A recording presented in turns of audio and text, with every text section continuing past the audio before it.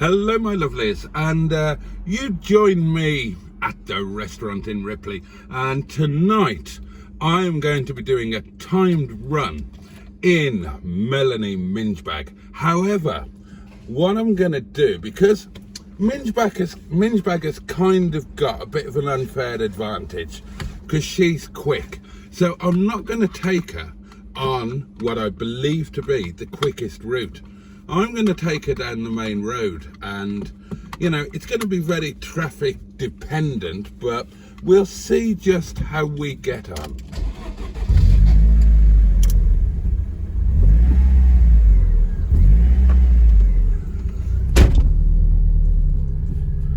Okay, Mingebag is ready. Are you ready?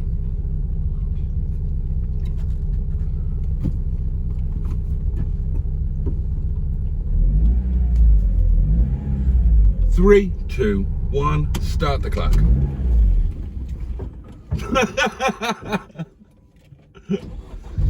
Do that again.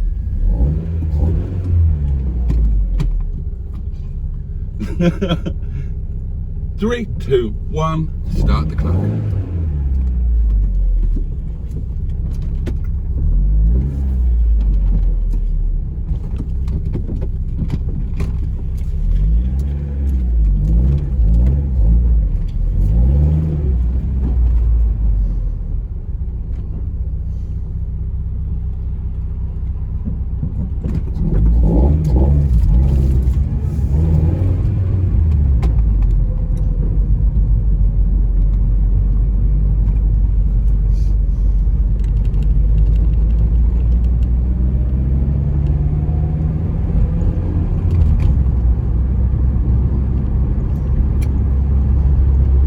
And as you can see, we are off to a flying start, stuck behind two other cars.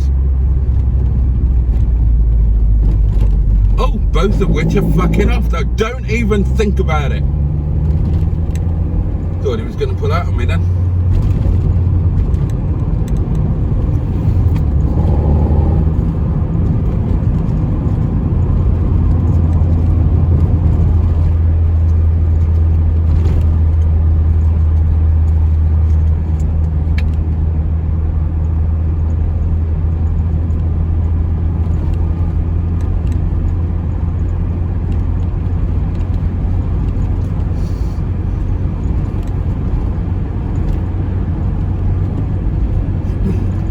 Mingebag is now carrying extra weight, and I don't mean that I had a particularly big lunch.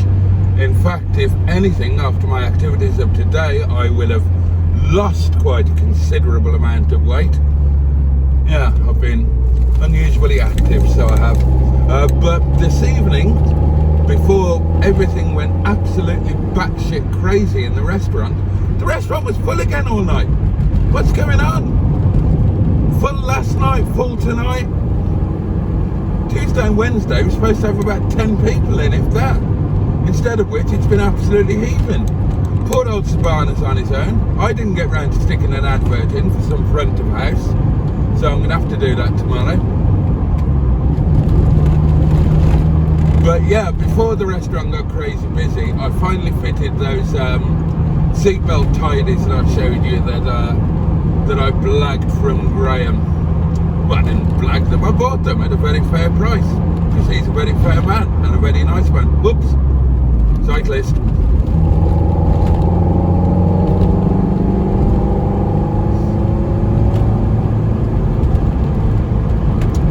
Yeah, so that's a bit of extra weight for Mingebag to carry. She's got the power to cope with it though. Now, I've got no idea how much slower this route is. I've never done a timed run on this route, so it'll be interesting to see.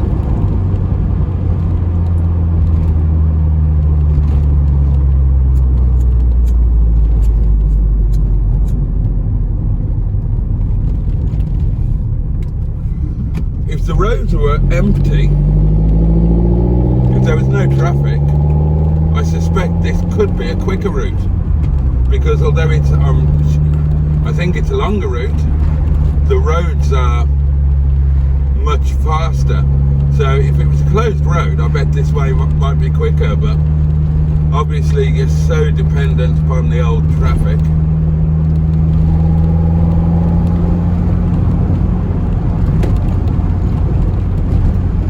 I've had a blast in Mingebag tonight.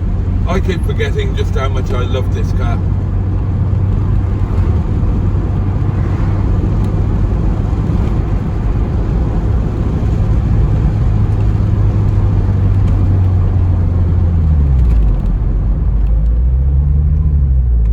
Red lights don't help.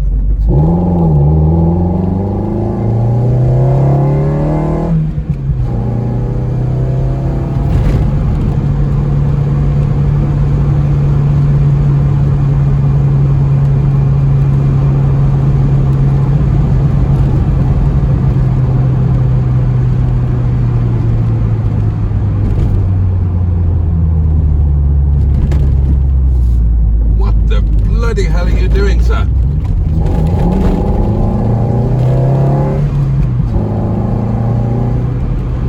In your Vauxhall Ashtray.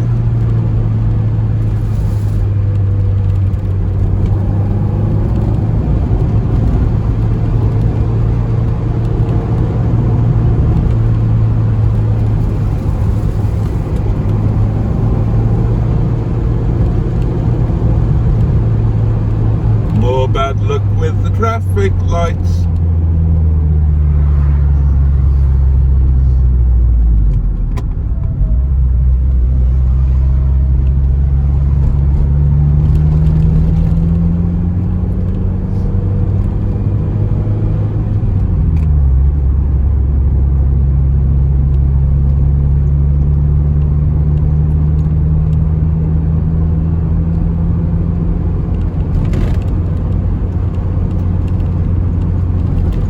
I came out in Mingebag on a complete whim tonight, and I'm jolly glad I did.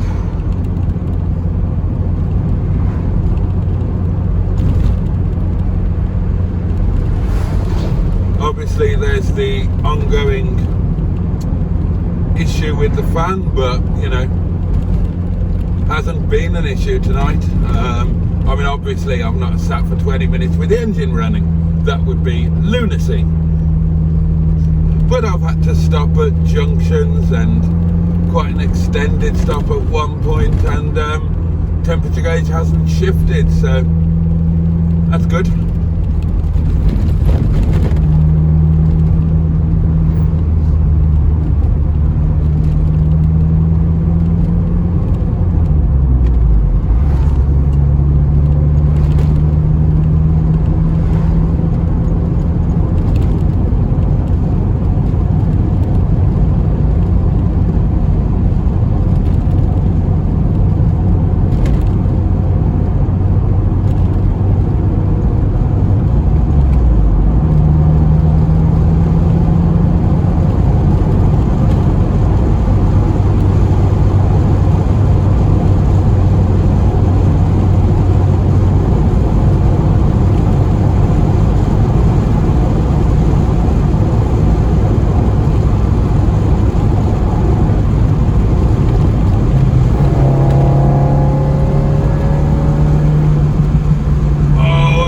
Tempted to just do him then.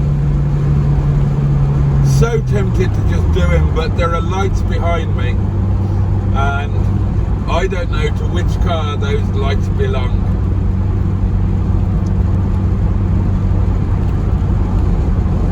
And he wasn't hanging about in front, so doing him would have meant being like,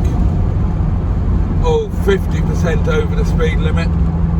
Probably not a good idea. I mean, there's pushing it a little bit, and there's absolutely taking the piss, isn't there? Mingebag wanted to have him though. Mingebag was well up for that. She's a little flying machine, so she is. Oh fuck, I would have had him if I'd known he was going to be down to 3 miles a fortnight in this built up area. Well, it's fair enough.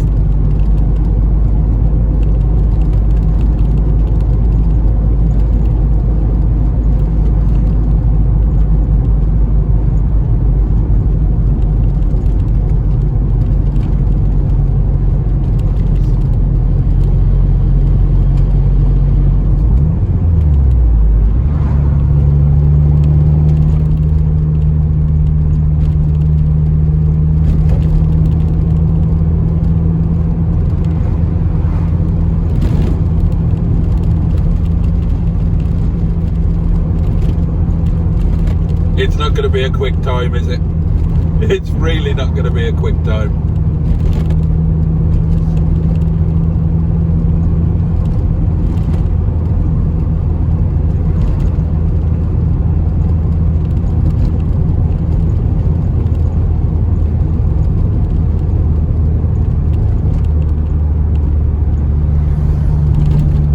Yes, I am racing in my highly powered MGTF. I'm doing 26 miles per hour. Like a boss. Not even doing 26 now.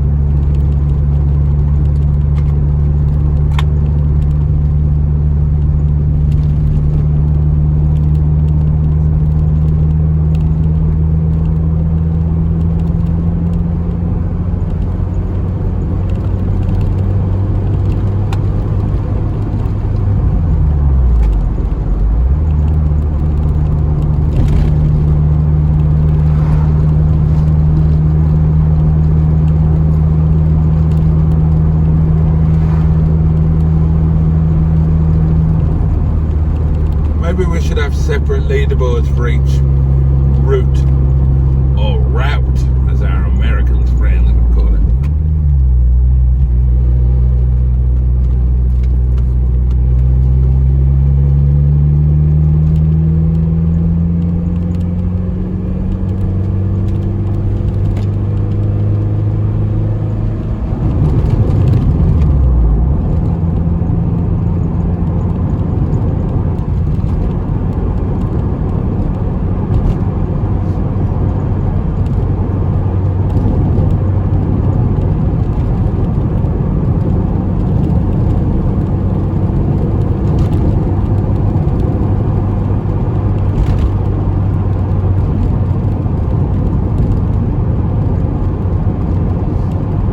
I took the opportunity to stick a little bit of fuel in Min's bag, not a load, 15 litres of the good stuff.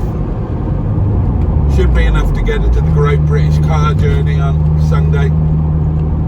I think I'm definitely going, because I've agreed to meet Joseph Lloyd, who's coming up. Haven't 100% decided which car I'd take. Now, normally I would take Dick-a-Dum-Dum, just so that Joseph could say hello to his old car. But it's an MG day, so yeah, I think I'm probably going to take Min's bag, give her the last hurrah in hopefully summer sunshine. Joseph's coming up again next month, so we can do the 45 then.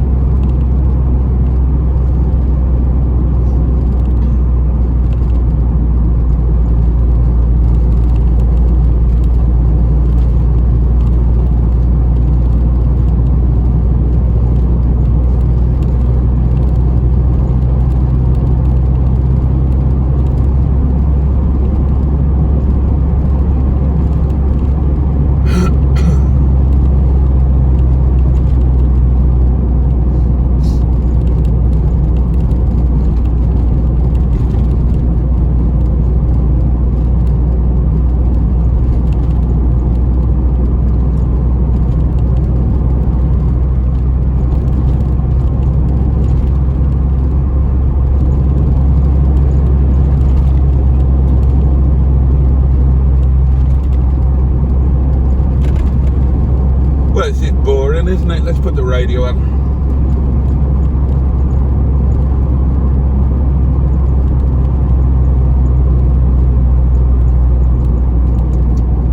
I can remember how to work this gramophone. Tune it, there we are. No, I don't want you, I want... that's a chap. Team over here, managed by Turkish Disaster Management Operation Team. So far they found no alive. It's all dead bodies, but again I have no information from the other side. And perhaps you can just describe when you managed to enter the city, when you had a look, I think you were near the seafront, what was the picture in front of you? What did it look like? Well, the first thing is that it's not really a storm that hit the city. It looks like an earthquake. I've been to many disasters, including floods, wildfires, or earthquakes, but this one it was quite different. The storm struck the city quite hard.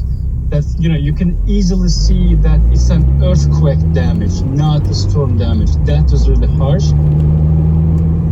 Well, look, we really appreciate you joining us. I know you're going to start your work in earnest tomorrow, but Ibrahim Özer, the Turkish Red Crescent Deputy Director, just arrived in Derna. Thanks very much for joining us here on The World Tonight. Quick reminder, if you want to listen back to any of this programme or to previous ones, you can go to BBC Sounds, where you can also download the podcast.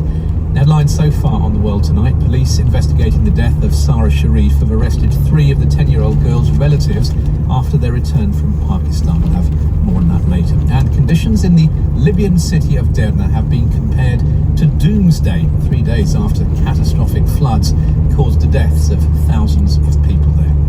Dear. Now, the government's plans to dilute anti-water pollution rules to boost house building in England have been defeated in the House of Lords tonight. The government's amendment to the Levelling Up Bill, designed to scrap EU-era nutrient neutrality regulations, was voted down this evening. In May, Sir Keir Starmer said he would back the builders, not the blockers. Labour initially signalled it might support the proposals, but in an article in the Times today, the new Shadow Levelling Up Secretary, Angela Rayner, the new Shadow Environment Secretary, Steve Reid, called the government's plan reckless and promised to block it. They've been as good as their word in the Lords. Let's, we're going to hear from their Labour counterpart in the Lords in just a moment. First is Newsnight's political editor Nick Watt in the studio with me to tell us, well, first of all, Nick, what happened? Well, the government lost 2 votes, and it's worth going through them because it explains to us where we are. So the first vote was on the so-called Henry VIII powers, and this would have meant that the government could have introduced these new ideas through secondary legislation, statutory instruments. You wouldn't need primary legislation. That was knocked down, and then the second vote was on this actual reform by the government, and they lost that one. The government faced a rebellion, but a pretty small rebellion. 3 Conservative peers on the first one, and 3 slightly different ones on the second one. Lord Demon from John Gummer, who used to be known as John Gummer when he was Environment Secretary about 20 or 30 years ago, he voted against the government on both of those. Interestingly, though, Labour had an amendment because they say, look, we appreciate that there needs to be reform in this area. They didn't move that amendment, so this whole idea is out, and we are back to where we were before, and the government deciding what can they do. This cannot be added to this bill because it goes back to the House of Commons, and if something hasn't been added in the Lords, you can't add it in the Commons, and the government's going to have to... Okay, so we are as we were. What are these rules? Well, this is the nutrient neutrality, and what this is, the government says that these are what they describe as defective EU laws. It comes from an EU directive. It was reinforced by a judgment, I think, in the Netherlands from the European Court of Justice, and this requires developers to offset nutrient pollution that they would cause in sensitive areas when they build houses. The government says that if you can relax these laws, you could build 100,000 new houses by 2030. The Labour view is that article, as you said, referred to by Steve Reid and Angela Rayner in the Times Red Box this morning. They said, look, absolutely, we do get the need for reform here, but they're saying that that needs to be on the basis of evidence, not in a way that they would say would be at the expense of Well, you mentioned the Dutch example. I think it's had a huge political impact. There's a new Farmers' Party that's come out of it and it's doing very well. I just wonder about the politics here. Where does it go from here? Well, where it goes from here is you have a row, which is the government is saying Labour are not serious in this area because they didn't move their amendment. They claim they're the party of increasing housing supply. Well, they are clearly not that. And Labour say back, well, you're not serious about this because we know you can get the votes out in the House of Lords when you need to. You know you can get up to 200 votes or a bit above. You didn't do that, so you're just playing politics. You did this to try and embarrass us because you want to frame the debate as its builders. Nick, many thanks. Let's go from Newsnight, Nick Watt there. Well, the Labour peer, Baroness Hayman, is the Shadow Levelling Up and Environment spokesperson in the Lords. And I put to her that very charge that Labour is backing the blockers and not the builders. No, absolutely not. What we intend to do is speed up the house building that we need. without further damaging our environment. We don't need to pollute our rivers at the expense of building more housing. There is no reason why we can't build more houses and protect the environment. We'll examine that in a minute, but Labour initially indicated that you would back the changes to the nutrient neutrality rules. Certainly in their piece in the Times, Angela Rayner and Steve Reid have both been absolutely clear. It is not in dispute that nutrient neutrality rules are making it challenging to secure consent for new housing development. Well, I think we accept that nutrient neutrality laws as they stand at the moment need to be looked at and changed, which is why we put down an amendment that would exactly do that, but whilst protecting our environment at the same time as helping to encourage house building. And how will it do that? Well, one thing that we are looking at doing is to ensure that there is proper consideration of any proposals. There's consultation, and that everybody who has a say in it, whether that's house builders, the local government association, the local authorities, the environmental people and local people have a proper say. The problem with the government's proposals is that they were pushed through at the last minute into the bill without any proper consideration. The executive chairman of the Home Builders Federation, Stuart Paisley, said that the Labour attempt, well, it's now a successful attempt to block the bill, would lead to an impasse. And he said not implementing the solution will do nothing to improve the shocking state of our rivers, but will exacerbate our housing crisis still further. So that's from the Home Builders Federation. They say this is not going to improve the environment, but it is going to worsen the housing crisis. Well, the proposals that the Tory government put through were half-baked, and what they would have done would have added to pollution to our rivers. Where's the evidence come from? Well, the Environmental Audit Committee in January 22, their report didn't identify home building as a major contributor to pollution. But even if it isn't a major contributor, it is a contributor, and many people are concerned that even a very small amount of extra pollution could tip some very, very fine ecological systems into collapse. Do you accept that there does need to be a certain amount of pragmatism? Building new houses, it's going to have some impact on the environment. You can't, in a sense, have your cake and eat it. You can't have both the numbers of new houses this country needs without a certain amount of damage to the environment. What we proposed is that you have proper mitigation in order to manage that. The government's proposals put the cost of that mitigation onto the taxpayer and taking it away from developers. So the argument that this scheme would have doubled investment in the nutrient mitigation scheme, you don't accept? Well, if you're having extra investment and the developers aren't paying for it, where's that investment coming from? It's coming from the Treasury or the Department, and it's the taxpayer who pays into that. These are laws that date back to the UK's membership of the EU.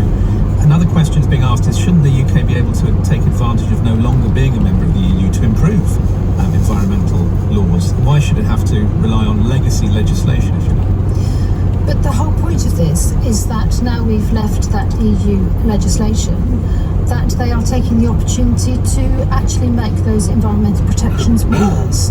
These amendments actually undermine where we were. Government ministers have stood at the dispatch box time and time again in Parliament and promised those of us who are concerned that there would be no regression, no undermining of any environmental law, and that's exactly what this does. And when you listen to, for example, Tony Juniper, Chair of Natural England, speaking back in May, he said what the government has said is we seek to reform the European regimes. We will come forward with alternatives that are better. We're going to change them to create British alternatives that are better, and that's fine. But the Office for Environmental Protection has said quite clearly that this is a regression in EU law, this is a regression in environmental protections. I just wonder, in terms of the broader political strategy from Labour, do you not worry that there's a growing number of people worried about environmental regulations becoming too onerous and getting in the way, in this instance, of much needed house building?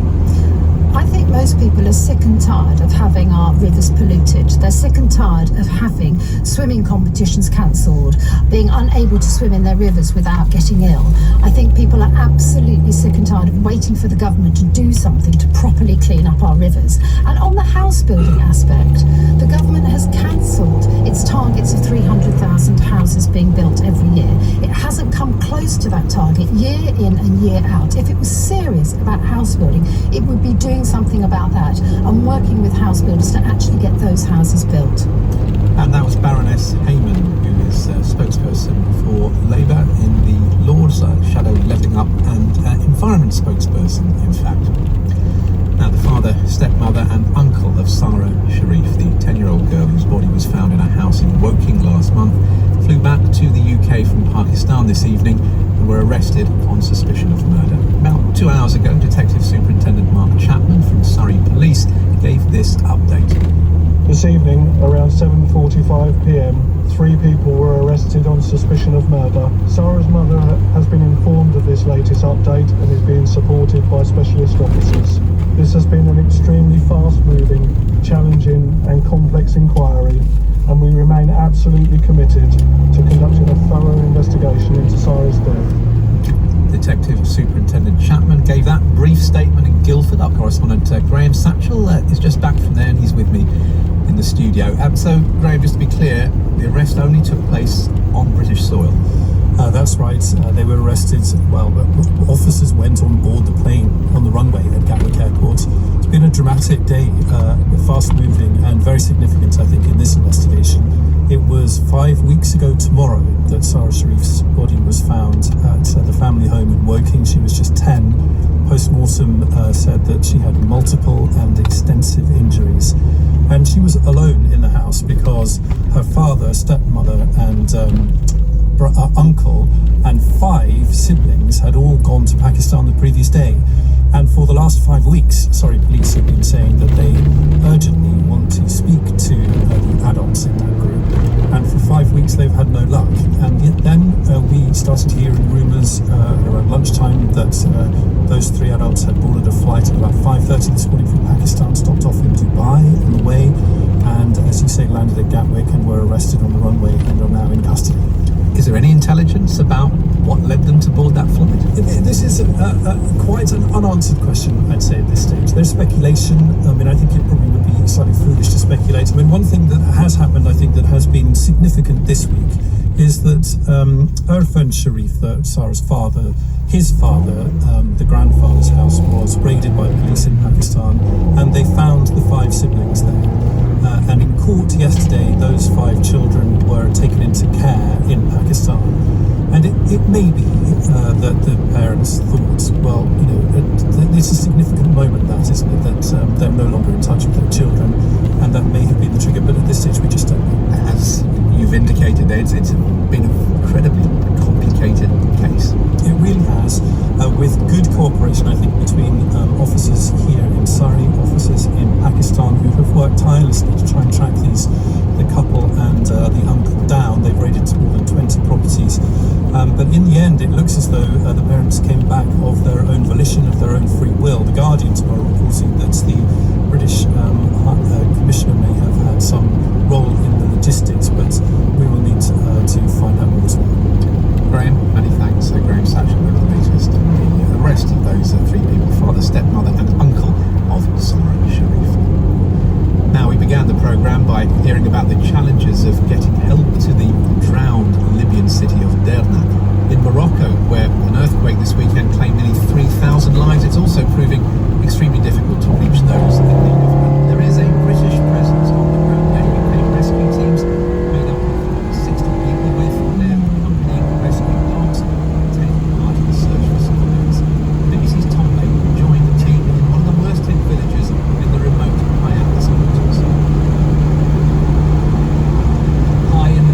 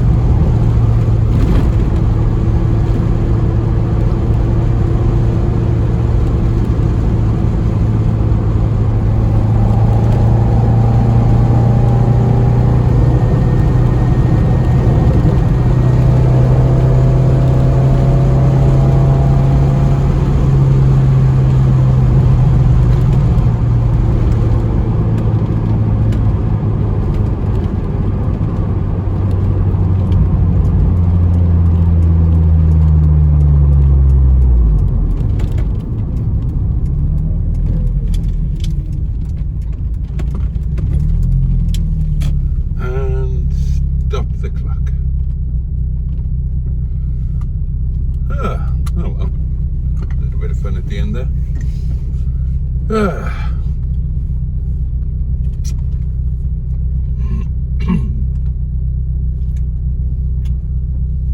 right, my loves. Now, I apologise that there's not really been a diary today.